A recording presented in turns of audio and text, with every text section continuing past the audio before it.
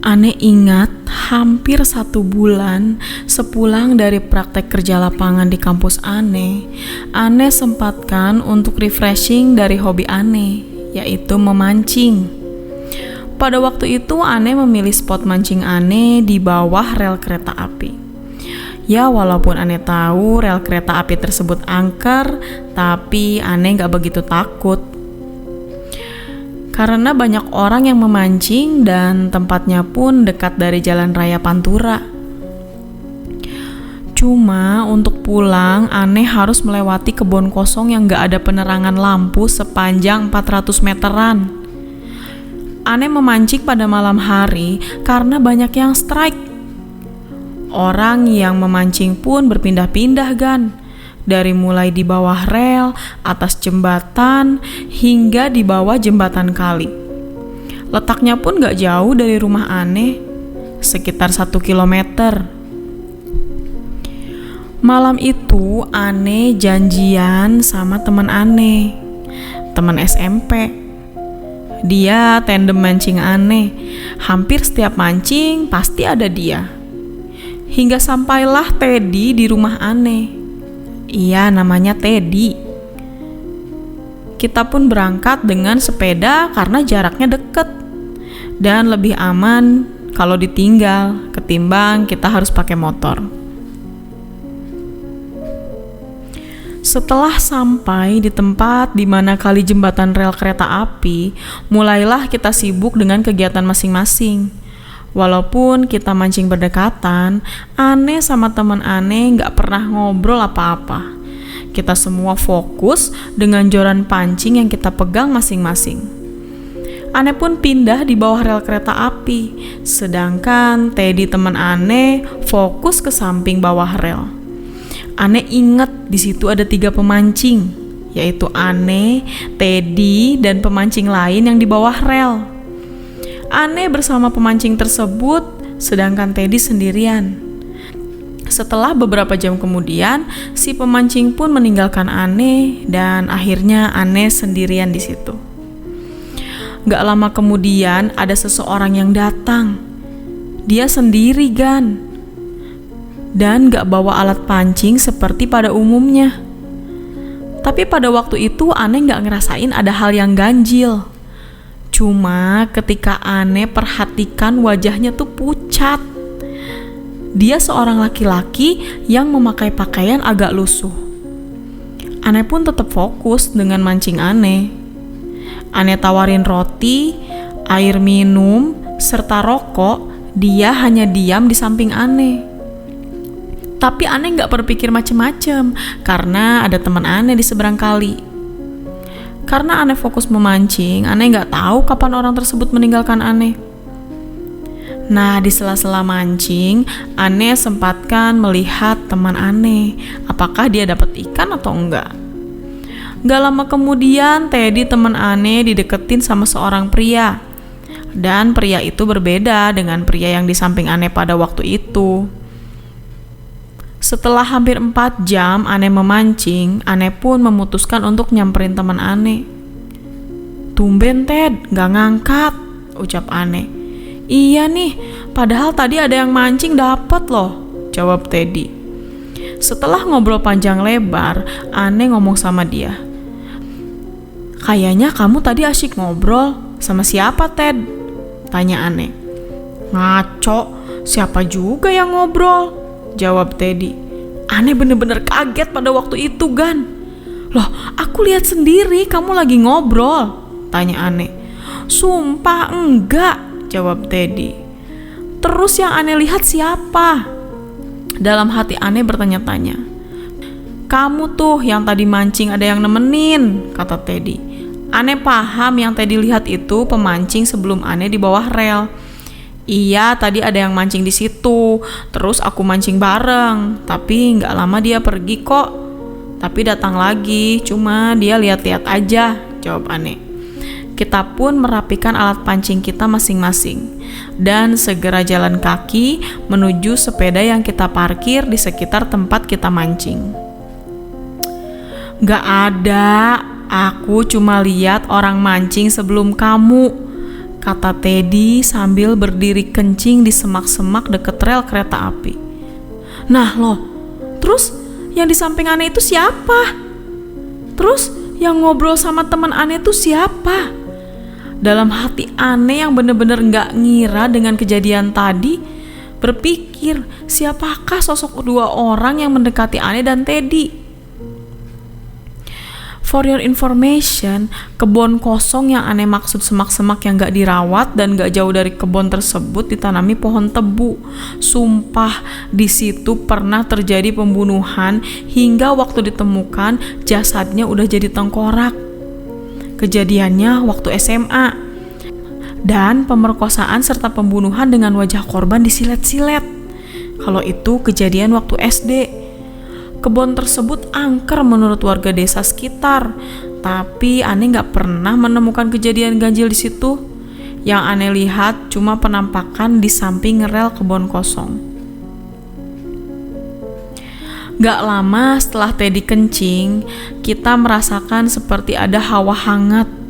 Di antara keheningan dan dinginnya malam, Teddy lah yang paling banyak merasakan aura tersebut. Sementara Ane masih gak percaya dengan kejadian yang tadi kita alami. Setelah Teddy membereskan resletingnya dan bersiap jalan kaki menuju sepeda yang kita bawa, tepat di belakang kita ada sesosok seseorang laki-laki yang setengah badan. Dengan mata melotot seperti marah memandang kita. Dengan darah yang berlumuran di badannya. Itu tepatnya berada di samping rel kereta api. Dengan jelas pada waktu itu ketika terkena cahaya sinar rembulan. Dan kita berdua melihatnya. Tanpa komando kita pun langsung menengok ke depan arah jalan pulang. Tapi apa yang terjadi selanjutnya?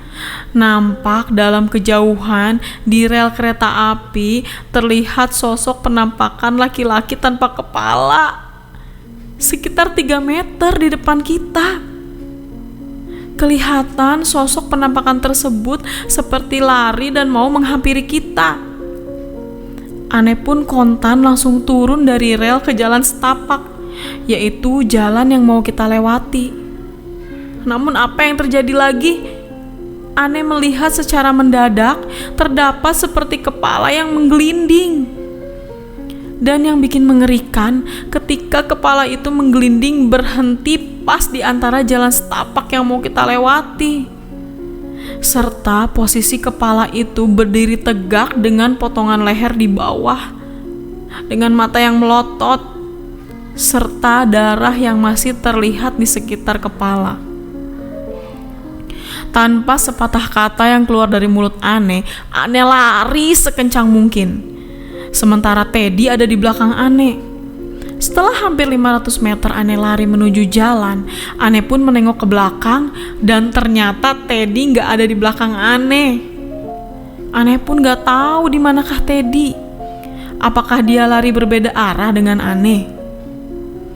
Setelah Ane lari dan minta tolong, Ane bertemu dengan anak-anak yang kalau Ane tebak kira-kira mereka masih SMA kelas 2 atau kelas 1.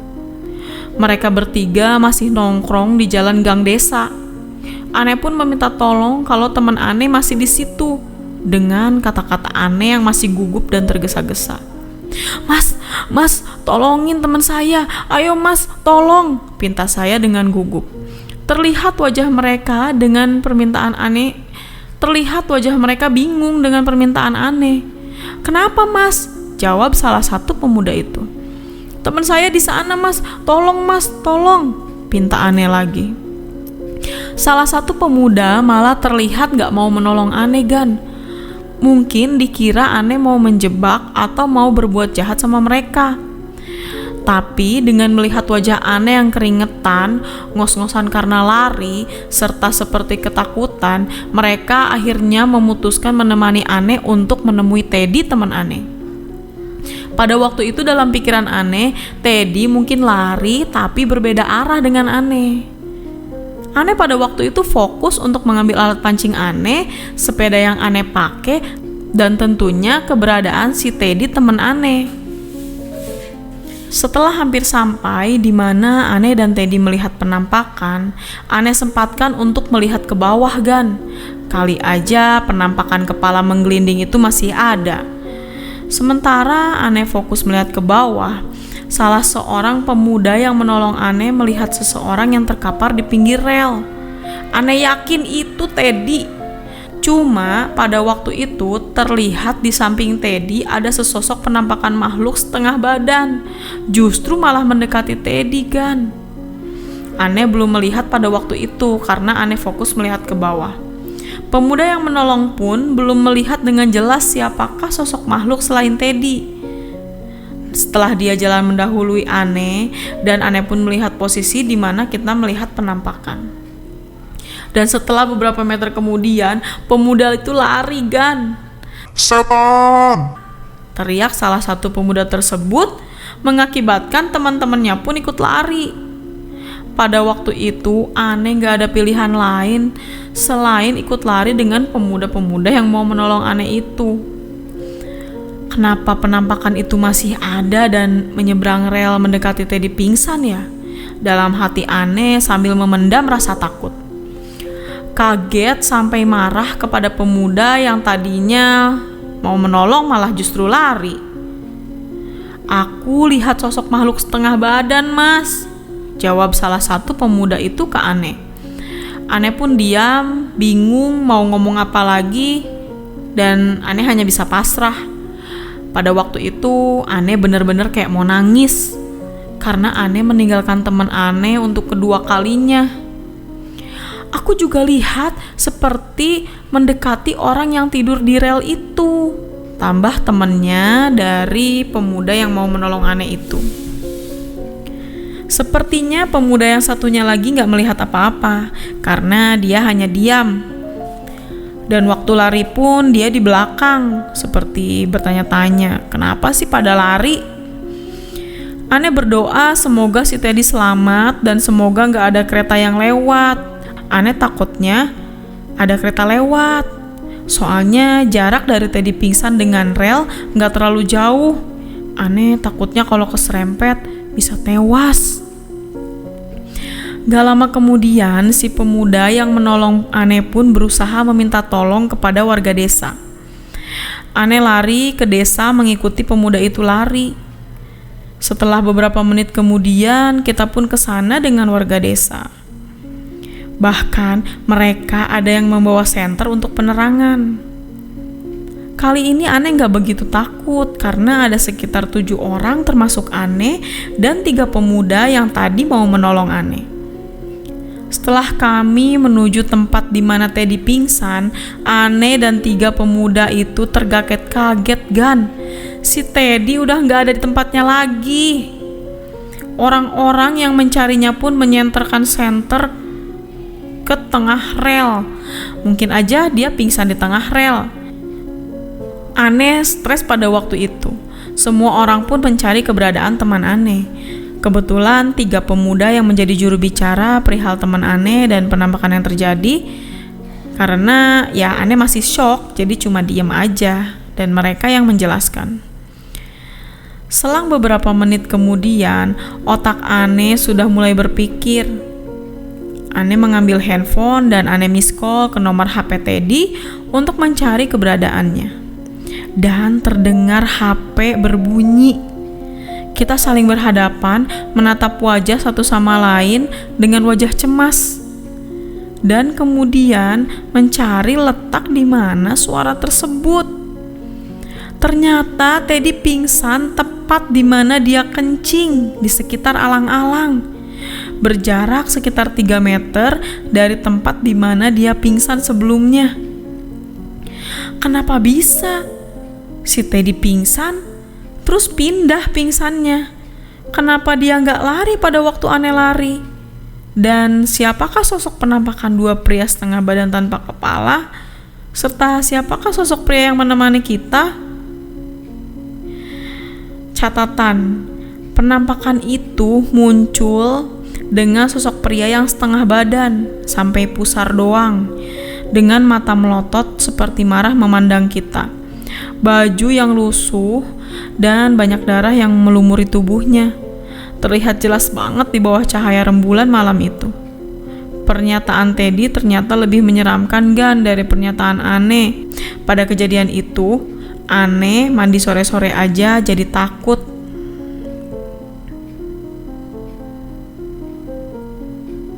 Setelah keadaan menjadi kondusif, kita pun diarahkan ke Pak Roni, warga sekitar. Sebenarnya di samping jembatan rel kereta api di situ ada satu rumah tapi entah kenapa orang di rumah tersebut enggan menolong atau melihat kejadian yang Anne alami. Tapi entah kenapa orang di rumah tersebut enggan menolong atau melihat kejadian yang Anne alami. Teddy pun kelihatan masih letih dengan kejadian yang dia alami. Kita diberi minum biar bisa sedikit tenang. Dan mulailah pembicaraan kita dengan Pak Roni. Kenapa sampai bisa terjadi kejadian seperti itu, Mas? Kata Pak Roni. Awal mula kita memancing, Pak. Dan ketika jalan pulang, kita dihantui sosok makhluk setengah badan dan sosok penampakan pria tanpa kepala, serta kepalanya menggelinding, jawab Anne. Semua orang di sekitar yang mendengar kata dari Anne, mereka saling berbisik dengan orang di samping lainnya. Mungkin itu sosok penampakan yang kecelakaan minggu kemarin, bisik warga. Apa emangnya ada, Pak, yang kecelakaan kereta api lagi? Kata Anne. Ada, Mas. Kenapa? Kok nggak tahu? Malah 2 orang loh korbannya, jawab dari warga. Mulailah badan Anne lemas dengan pernyataan dari warga. Anne pun jadi langsung teringat dengan orang yang mendekati Anne dan Teddy ketika mancing. Apa ciri-cirinya? Kulitnya agak hitam, rambut sebahu, dan kurus, Pak? Tanya Anne kepada warga. Sementara Pak Roni masih bingung dengan kejadian kita. Iya, bener, Mas. Itu salah satu korbannya yang sampai kebelah jadi 2, jawab warga. Semua warga terdiam sambil memandang kita berdua dengan penuh tanda tanya. Kemudian Pak Roni bertanya kepada Anne, "Kenapa? Kok kamu bisa tahu ciri-ciri korbannya?" Tanya Pak Roni. "Sebenarnya saya mancing di bawah rel kereta. Terus ada seseorang yang mendekati saya, Pak. Tapi dia hanya diam. Wajahnya pucet, Pak," jawab Anne. "Terus teman saya juga dideketin, tapi dia nggak melihat, cuma saya yang melihat," kata Anne. "Berarti dia nggak ganggu?" tanya Pak Roni. Enggak, Pak," jawab Anne. "Terus kenapa kok bisa mengganggu sampai segitunya? Di sini nggak terlalu angker, Mas. Yang angker sono tuh, kebun kosong deket kebun tebu," kata Pak Roni. Anne paham apa yang dikatakan Pak Roni tentang kebun itu. Dan dengan terpaksa Anne pun bilang kalau Teddy yang kencing sembarangan. "Teman saya kencing, Pak." Dan gak lama kemudian penampakan itu muncul dari belakang samping kita, ngaku Anne.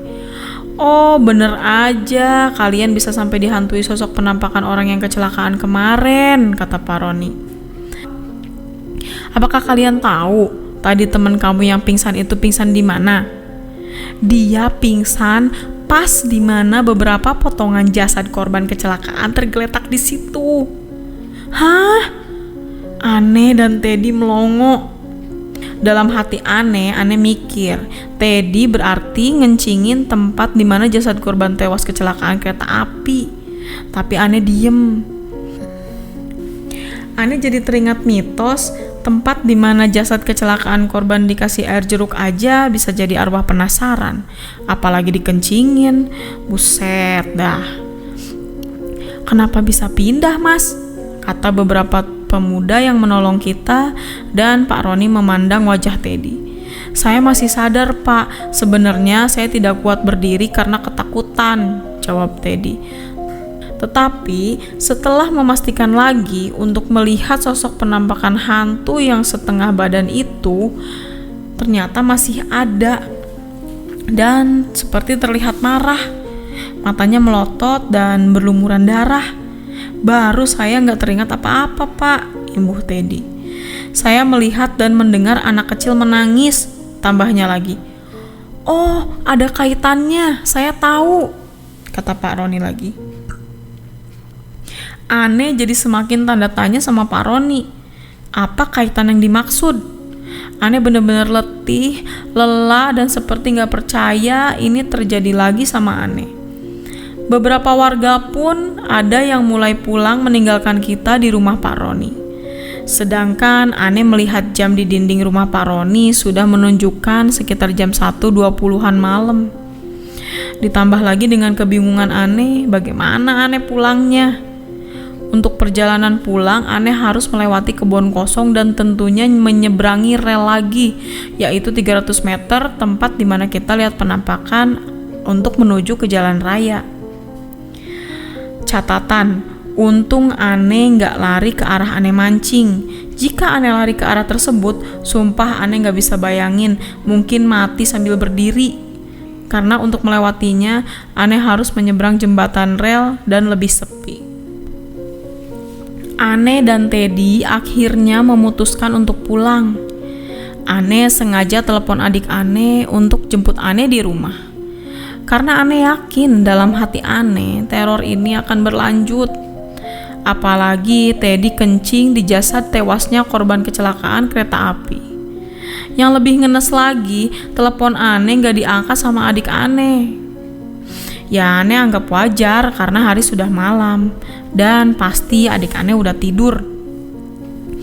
Dengan muka temboknya, Aneh minta diantar sama warga dengan alasan masih syok dengan kejadian tadi. Akhirnya Pak Roni dan 2 orang warga lainnya pun ikut mengantar Aneh. Aneh seneng banget pada waktu itu. Tapi ternyata Pak Roni dan 2 warga lainnya hanya mengantar sampai di gang desa. Untuk sampai ke jalan sekitar 300 meter, dan apesnya Aneh harus genjot sepeda dengan membonceng Teddy. "Ya sudah mas, sana hati-hati," ujar Pak Roni dan warga lainnya. "Oh, iya pak," kata Aneh sedih. "Gimana Ted, kita pulangnya?" tanya Aneh mangkel. "Ya sudahlah, kalau emang kayak gini caranya, semoga gak reunian lagi kayak tadi," jawab Teddy pasrah. Dalam hati Aneh, coba kalau Aneh pakai motor, mungkin Aneh gaspol dalam 300 meter gak nyampe 5 menit udah sampai di jalan. Lah ini naik sepeda, boncengan lagi. Pasrah. "Yang penting kamu jangan sampai pingsan Ted kalau lihat lagi penampakan tadi," pinta Aneh. "Iya, santai aja," jawab Teddy. Aneh pun mulai menggenjot sepeda dan berdoa semoga gak ada apa-apa. Hingga tibalah lewat kebun kosong dan itu tandanya rel pun sudah dekat. Dan apa yang terjadi? "Ted, kok diem?" tanya Aneh. "Ted, ngomong dong." "Iya ini, udah sampai ya," jawab Teddy.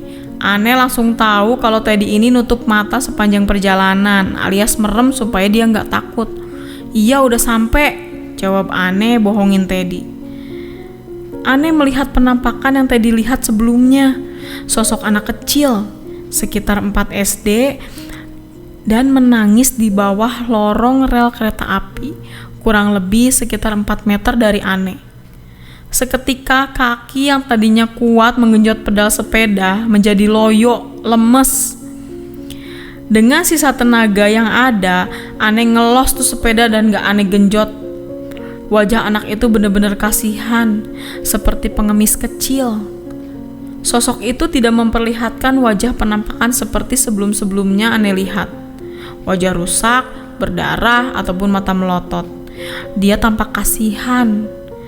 Tapi yang namanya penampakan ya tetap aja Aneh takut. Malam itu benar-benar dingin, sunyi, sepi, dan cahaya bulan yang tadinya menyinari tertutup oleh awan. Benar-benar gelap. Bahkan Aneh naik sepeda, jalannya pun gak kelihatan. Hingga beberapa saat kemudian, Teddy lari mendahului Aneh yang naik sepeda. Ted, tungguin Ted, pinta Aneh. Dia lari sangat ketakutan, Gan. Sedangkan posisi Aneh pada waktu itu belum melewati penampakan sosok anak kecil itu. Dan jarak untuk sampai ke jalan masih sekitar 120-an meter. Tapi Aneh merasa kalau jarak itu benar-benar jauh. Ternyata setelah Teddy ketipu dan membuka matanya, dia melihat penampakan yang sama seperti sebelumnya, yaitu sosok makhluk yang terpotong badannya.